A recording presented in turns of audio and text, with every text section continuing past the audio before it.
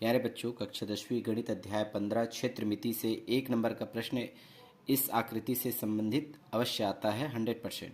तो यहाँ पर हमारे पास स्क्रीन पर दिखाई दे रहा है आपको एक घन की 3D मॉडल।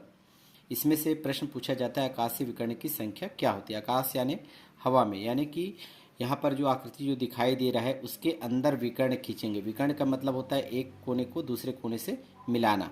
तो यहाँ पर आप देखेंगे पीले रंग की आकृति दिखाई दे रहा है। अंदर से 3D मॉडल को समझने का प्रयास करेंगे। ये पीले रंग का अंदर से यहाँ से बी डैश से डी तक मिला हुआ है, यानी एक विकर्ण हो गया।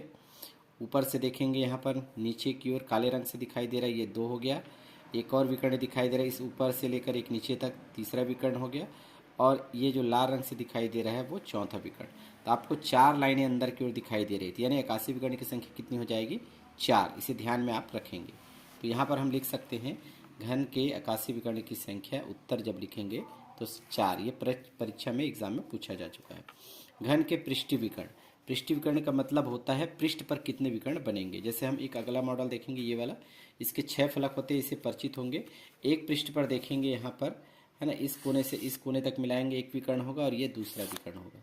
तो एक पृष्ठ पर कितने विकर्ण हो रहे हैं? 2 विकर्ण। तो आपके पास पृष्ठ कितने हैं? 6 है। तो 6 गुना 2 करेंगे तो 12 पृष्ठ आपको मिलेंगे। तो इस तरह से घन के विकर्ण कितने होंगे? 12। और पूछा गया है घन के कुल विकर्ण की संख्या कितनी होती है। तो देखेंगे दोनों को मिला देंगे, क्योंकि इसके अंदर जो है विकर्ण है वो आकाशीय विकर्ण है और बाहर पृष्ठ पर है वो पृष्ठीय विकर्ण है। तो दोनों मिलाकर कितने विकर्ण हो गए? 16। ये परीक्षा में कई बार पूछे गए हैं, तो इसको आप तीनों को याद रखेंगे। घन के आकाशीय विकर्ण की संख्या होती है 4, घन के पृष्ठीय विकर्ण होते हैं 12 और घन के कुल विकर्ण की संख्या कितनी होती है? 16 होती है। इस तरह से एग्जाम में प्रश्न आते हैं।